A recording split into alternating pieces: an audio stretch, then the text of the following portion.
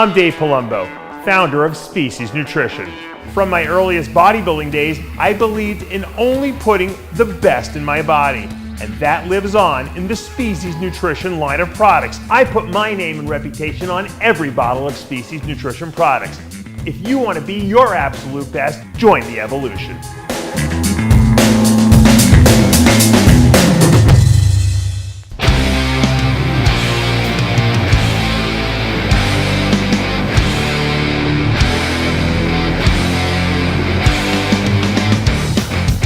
And you know, it's funny you say about the makeup artist, because you know, my ex Barbara, who actually did a photo shoot with you for Flex magazine, you remember her, and she, when she, you know, everyone used to do their own makeup, like you said, on stage. She went back when Flex contracted her to do this swimsuit issue or whatever you guys did.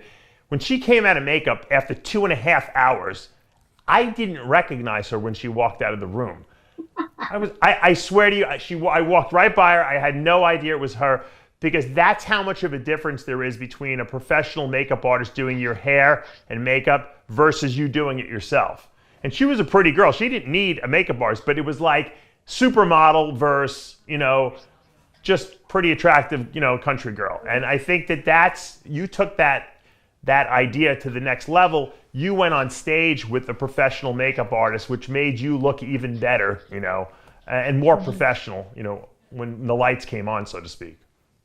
Well, it's true. I mean, it's just like having a coach for something that you don't really know how to get yourself to the next level. Right. Like, you know, this is a business, and whether, you know, I won a lot of shows or not, it's always been a business for me. It's part of my business and part of how I've had, you know, built my career.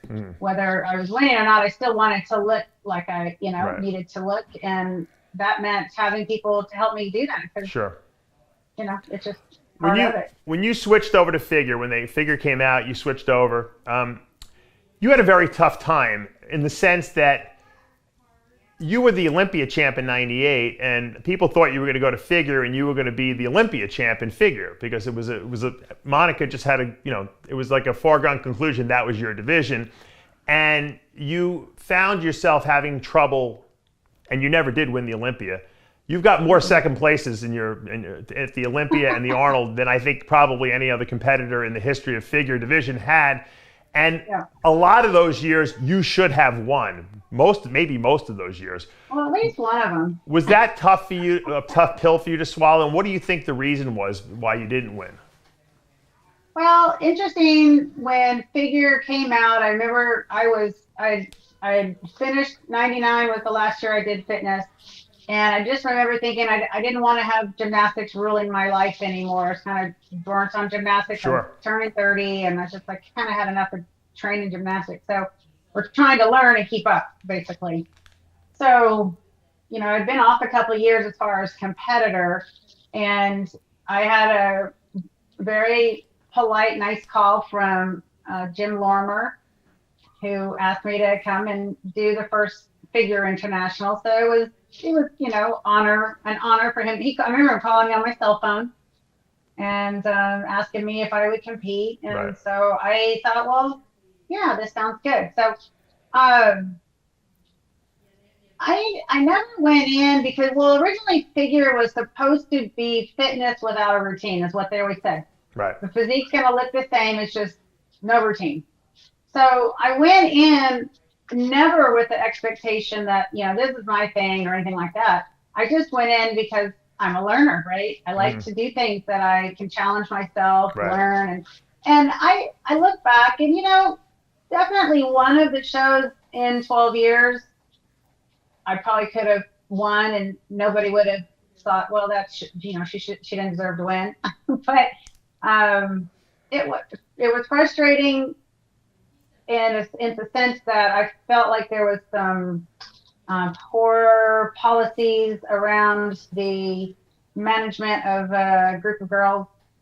And, you know, I've always been very delicate with that, because I know there's a lot of girls that were in that I'm friends with. Yeah. And I'm sure none of them want to, you know, me to sit here and say that they only won because they signed something. But I know my experience was that I had judges that are probably still judging today telling me if I signed a contract that it would look really good for me to, have that on my record. And that was happening back in the late 90s. So that had actually happened in 97. What I'm talking about, those comments. Yeah. And I just was working already, and I didn't want to be giving 20% of my work, of my incomes, and I already had contracts and selling images, and I was traveling every weekend. I'm like, what more could me signing this contract, what more could that do for me, right? I'm already competing, so I mean, what more could happen? I already have stuff going on. And they just said, well, it'll look really good for you to come into the Olympia in 97. It was 6 weeks before that the contract came across my table. And I never signed it. I never got back. I just said, this isn't for me. I remember calling Wayne DeMilia and said, I feel like this was kind of wrong. And he just said, well, none of that's going on, and it's okay. You don't need to sign that contract and all that. So I just left it alone. I came in for the 97 Olympia. I think I placed 6th maybe. Actually wasn't feeling real good I pulled some kind of sternum because we had to do that silly row machine, which I did fine. And Dr. Jack Barnathan wrapped me all up. I remember Jack. He suffocated me so I could do that and do my routine. He had me all taped up, but, and then after that, the Olympia went to Europe, and in Europe we had a bunch of European judges. Oh, I see. So you won the 98 Olympia because it wasn't the same judges. Okay. Gotcha. And then that's 99. I came in 4th at the Olympia. And to be honest, my 99, I might have been able to pull a 1st or 2nd, potentially 2nd. I came in 4th, but I sabotaged myself. Oh, really? Why? I look back and it was my own fault. And to be honest, Dave, I've only told one person about this probably, and I'll share with you because it's kind of, it's a long time ago. But I was, and this is a learning lesson, I think, for people if they hear this story. So I'm here at the Olympia. I'm in great shape, great condition, good routine, felt really positive about my 99 Olympia, like coming back as a champ, right? Sure. And it's the first year that they did Vegas. 99. Oh, wow. Okay. Right. So I'm on an official stage again, right? Because 98, we were at the Mandalay Bay. Right. 98, we were at this crappy little stage. It could have been, my backyard. Right. People don't realize the Olympia wasn't all together. Like the 98 men's Olympia was in New York City. Ronnie Coleman won. And then in 99, they brought it together and everyone went to Vegas. So. Yeah. So this is the first year for that. And again, I'm dating someone who decides that, he's there, but he's out gambling and he's not really around. And he's like, you do your thing. I don't need to be involved. And I guess it bothered me a bit that he wasn't around. And, of course I was 29 and I had, looking back, if it was me now, I wouldn't have allowed it to affect me, but it did. In some of the ways he acted about what I was doing. And anyways, he was out really late the night before the show. And I got up and I ate peanut butter. Uh-oh. And I had too much. I mean, when you're at that place, it's like one Did you do the jar of peanut butter? I did not do the jar, I'll tell you that much, but I did more than I needed to. So I went to bed and I didn't, and I was so naive, honestly, still at that point about what happens, what can happen. Yeah. I really didn't understand because I just, back then we didn't have what we have now. There was no coach. There was a lot of coaches, back then, Yeah, like I didn't have the coaching. I had someone, who coached me was awesome, but she was an eco challenge racer. Like, she didn't know. Anyway, so you were a little depressed. You overate peanut butter, and you wake up the next morning. And so you can imagine the next morning I wake up, and at first I looked okay, but then over time I started getting soft. Yeah. So for the physique rounds for prejudging, I definitely was holding water, and you can see it. And I learned the lesson, and so my routine, I still kept up my routine, and then they moved it into a 1 minute routine, 45-second routine. I always placed well in that because I kept my things really simple and I was strong with that. So, and then we had the one piece round. So I ended up looking okay at the night show because by then I kind of flushed stuff out. Right. But for morning prejudging, I just I looked soft. So I don't even know where I placed in that round, but I ended up coming out fourth because of the other events, Right. helped balance me out. But so I allowed, my frustration, irritation to, get Was the that best of me. depressing? And Were then, you depressed after winning the Olympia to then lose it? no, I wasn't depressed. I knew that when I looked, I looked back and thought, okay, I screwed, like I said, I sabotaged Well, myself. you sabotage yourself. And Let me ask you this question. Relationships. You've had relationships throughout your career, obviously.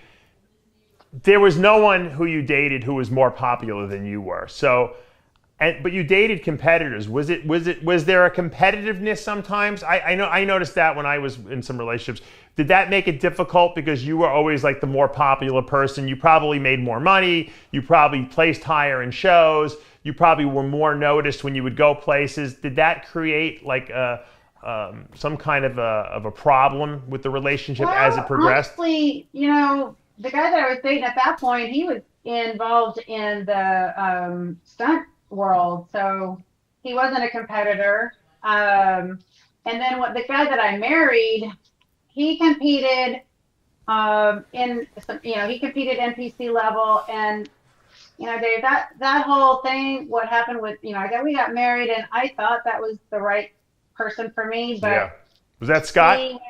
he went nuts. That's a whole other conversation and a whole different. I mean, Yeah. but he went nuts, and I don't know if people realize he actually killed himself with.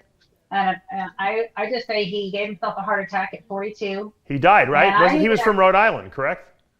right, and I ended up having to get a protective order against him, which I've never talked about all of that. Oh wow, I didn't know that. And he's not alive. His mom and dad actually are deceased, and his brother. Wow. Yeah, I I mean, remember Scott. Yeah. that was a really, and there were so many times he would be at the Arnold with me or the Olympia and just being so hateful to me, and I'm standing there trying to But do you think smile and be, right? But do you think that was a jealousy thing because you was yes. too more popular than him? Well, I don't think it was about being more popular than him, because he wasn't trying, in my opinion, trying to be a bodybuilder like in the big scene. He was doing some competitions. He had a great little, good physique, but he was never going to be like Mr. Bodybuilder, King of the Kings.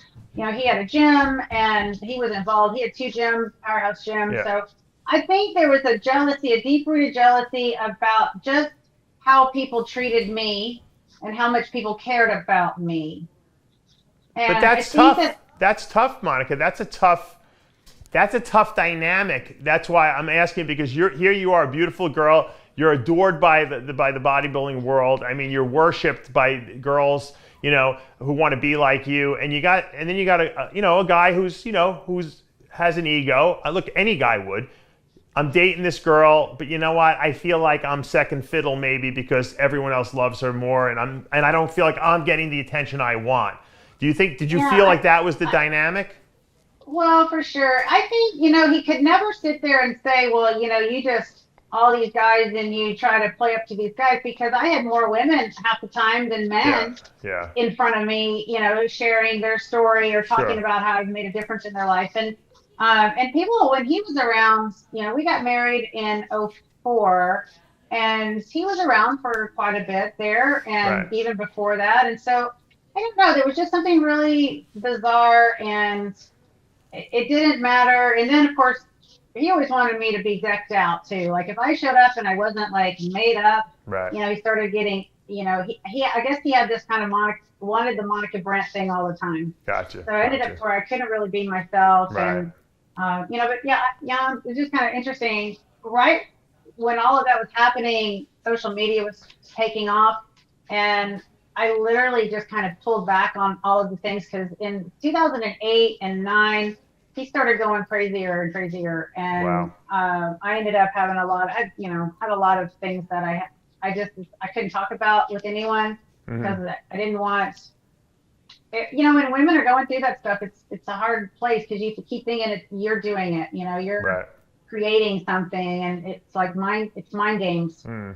And I'm so thankful that I had my faith, because I feel like, I just kind of, connected really with God and said, how do I get through this? Because otherwise I look back, and there's probably quite a few times I can remember that I feel like he would have killed me if he had the Oh, opportunity wow. and Wow. I'd gone with him somewhere. And he used to leave me at places. He would literally leave me at night in locations that were shutting down. I wouldn't have my phone on me or something like Wow. that. Yeah, I mean, he got pretty crazy. Yeah, it's Ended up with tough. a That's a protective tough, order thing. against him. It took a year and a half to get a divorce, and then he used to do prank calls and weird text messages. And Oh, really? Wow. I tell you, now that he's not alive, I feel like I'm able to breathe. To be honest, Yeah, that's yeah, tough. he got pretty nuts.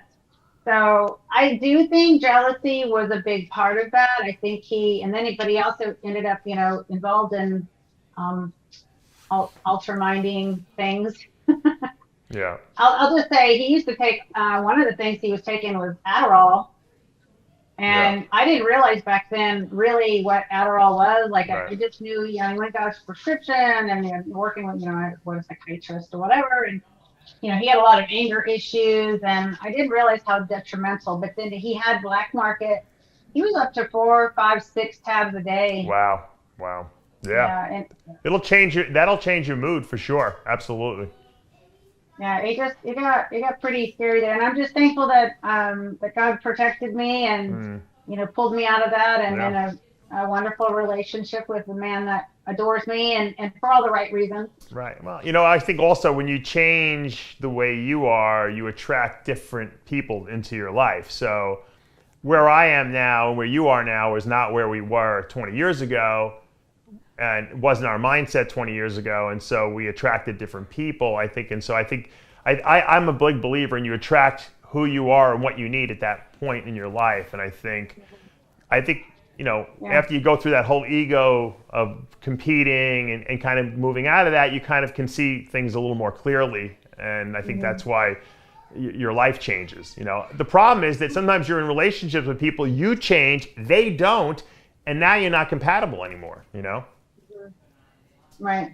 Yeah. So that was definitely, something. And social media was just literally happening, and I kind of faded out. Right. Yeah. I had to make some drastic changes in my life and things that I was doing, and work wise. Thankfully, I still had a contract, and he was trying to go after me, saying that he was supposed to get my part. I was supposed to be paying him for things, and I was like, I had all this before you. Did he try to hit you up for alimony and stuff like that? Because you were making good money at the time. He tried, but it wasn't. I've been in the business and had the same kind of work for years, so that didn't make sense. But it was a big experience, but it also kind of, within my career, it really kind of, I lost quite a few years going through all of that. Right. It really, it stalled my work.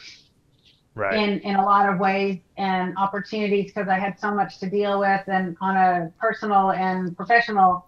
However, at the same timing, I left the IFBB after 15 years and went over to the WBFF, and I won a show. I won 2 shows, 2010, 2013. Right.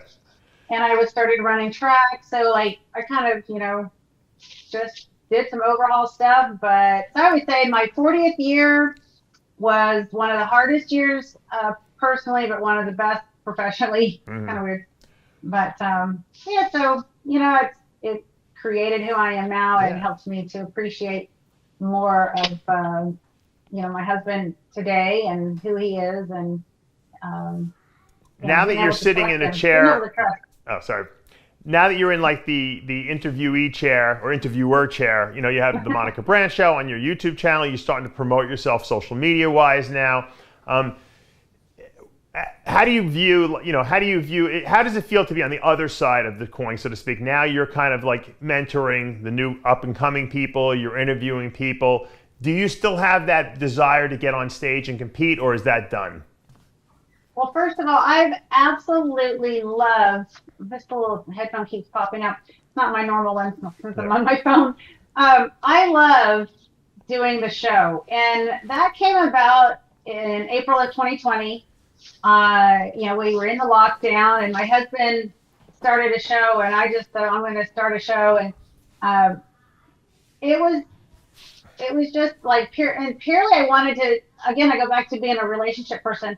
I wanted to reconnect with the people I knew from the industry. Right. And I thought it'd be so fun to, I want to talk to Ronnie Coleman, and I want to talk to Clark Bartram and Mike O'Hearn, and then, Mia Finnegan and Tosca Reno and Oksana, just like, I just wanted to talk to people. And I thought, well, we had, my husband and I had a young guy here living at the house, Kona.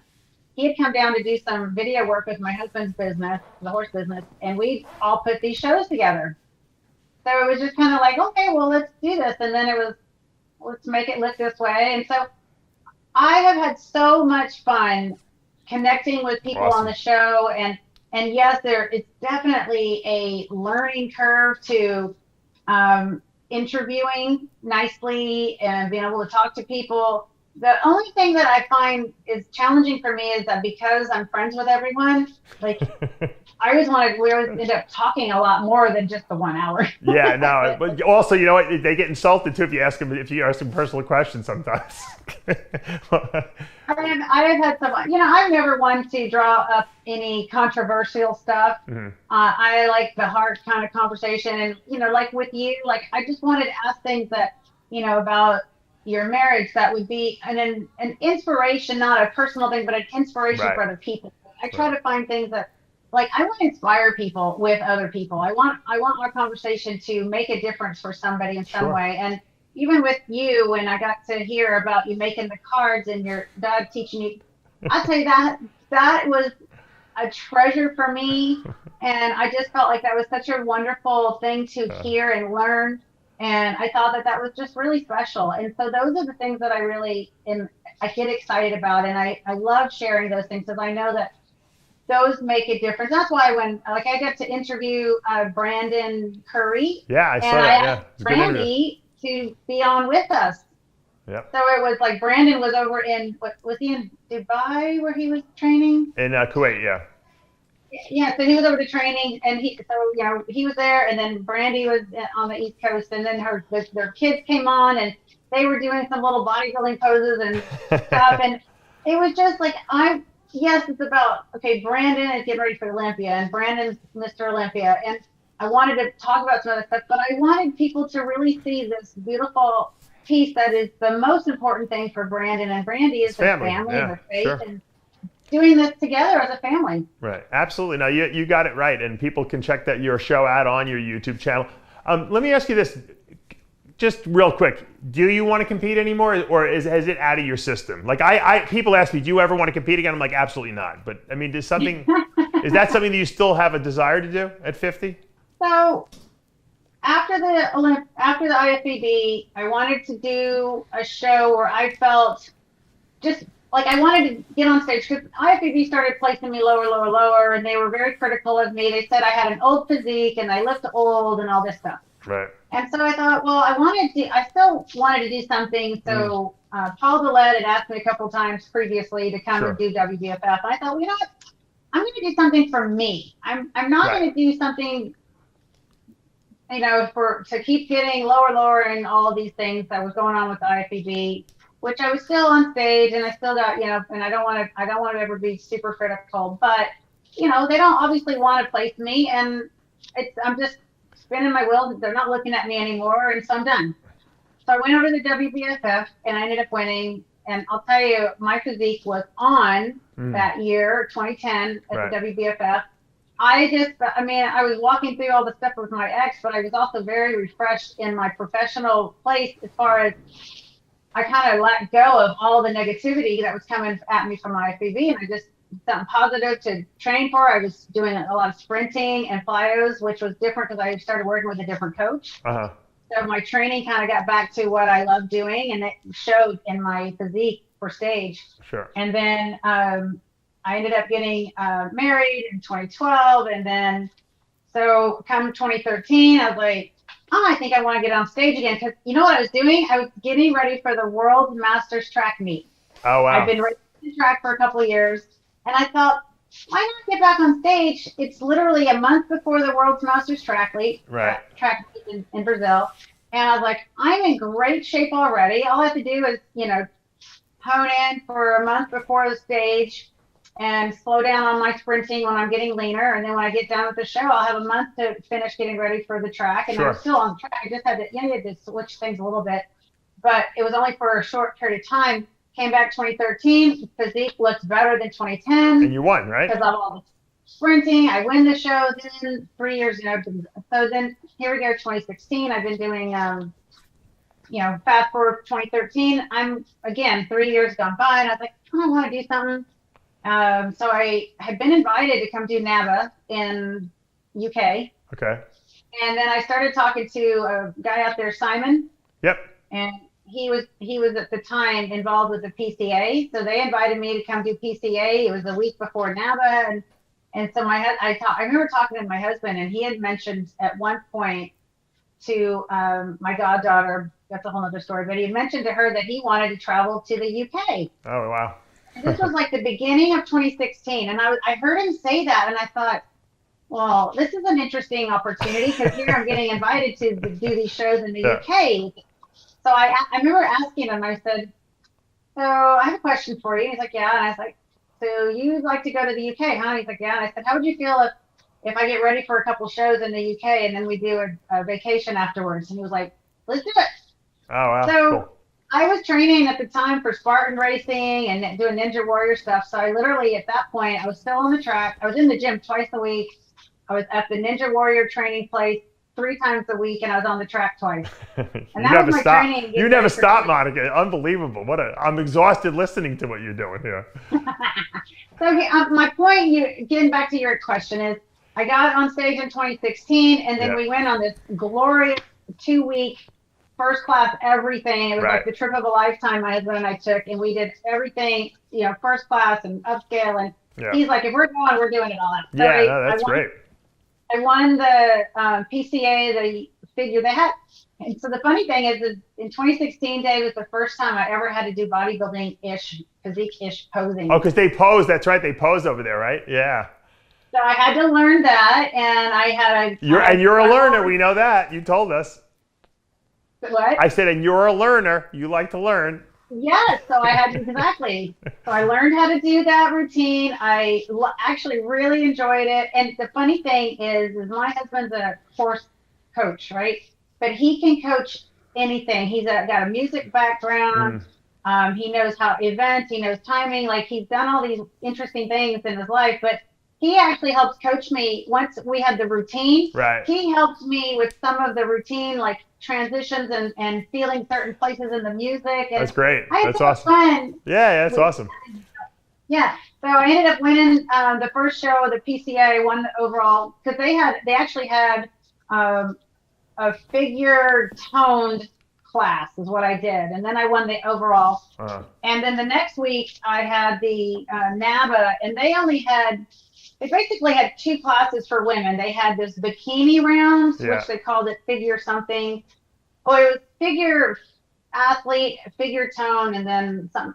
So in NABA, they only had this bikini kind of round, and then they had the bodybuilder look round. Right. So I really didn't fit in either of them. And they said if you come in too lean and hard, they'll put you in the bodybuilding round. And I was like, I'm not a bodybuilder. So, but I was like not really the bikini look either, but NABA put me second, which was really weird. Yeah. I should have either won that class or not placed really at all, because I really didn't fit in with any of the top 5. You're girls. Monica Brant, though. Come on, man. That's. But you know what they did, Dave? What they did is they made such a big deal about the girl beating Miss Olympia. Oh my God! Meanwhile, you're almost 50 years old at this point too, and they're breaking your balls. I turned 4 when I was out there. I had my 48th birthday. Well, 46th birthday. 46, yeah. That week in between the 2 shows. Hey, so, here we are, 2021. And, I would like to do something again. I do want to have another athletic goal. And I don't know if that means getting back into track and racing, because I love that. Well, now that you're 50, you're in a new age category, I imagine, right? I know. Hey, and in the track division, the 50-year-old girls are still super fast, because they're all coming out of the 40s. So, what race do you run on the track, Monica, when you do race? 1, 2, and 400. What's your 400 time? My last best one was 59.67. Wow, you broke 60 seconds. That's impressive. In my 40s. Very impressive. Very impressive. And then I ran a 26:02 was my 200, and my best 112.61. That's still really good for people who don't know track times. I ran track in college and in high school. Well, it's like a good high school. I mean, yeah, no, you would beat a lot of. You'd beat a lot of guys. I got news for you. Yeah, those are high school times, because like good high school times, because I had coaches that also coached high school, and they would have me come run and practice with their high school students so that I would inspire their students. I know if Steve Wenderstrom's watching this, he would be very impressed with your times for sure. Yeah, so we kept in touch. He watched some of my track stuff going on. So, yeah? Okay. Yeah, when I went to, and then I ended up going and running at the Worlds in 2013 was the last time I did the track Worlds, and I ended up third in the 100, second in the 2, and third in the 400, and then I was on the relay teams for the USA, and we won both of the relays. Oh wow! So, and that's hard to do all those events in the same meet. That knocks the crap out of you too. It's not like you're just running one event, you know. Yeah, because you have the pre-judge, the prelims, and then the it's a lot of races. It's a lot of races. It was fun. I love being athletic, Dave. Yeah. And if I could, here's the thing: if I could get back on stage in an event that made sense for me, and that's why when I went back in 2016, I was excited about going to the UK and doing the shows over there. I was excited about it. Yeah. And I felt good that it was something different for me, and I was excited about it. So here we are. It has to be something I'm really excited about, because obviously that's a big commitment, and of course, you know, and a lot of sacrifice from the stuff that I'm doing now. And my husband would have to be and 100% behind me so that we can make it happen. But you know, you look great. You're healthy. You know, your body's still working way better than most of us 50-year-olds. So you're ahead of the game. Now, and you know what? You're doing great stuff. You're giving back to the community. I always say, if Monica had, if there was Facebook and Instagram when you were at the height of your career, you probably would have had 10 million followers. For absolute sure. There's no doubt about that. And, you know, it was a pleasure to be able to interview you, and I really appreciate you reaching out to me for your show.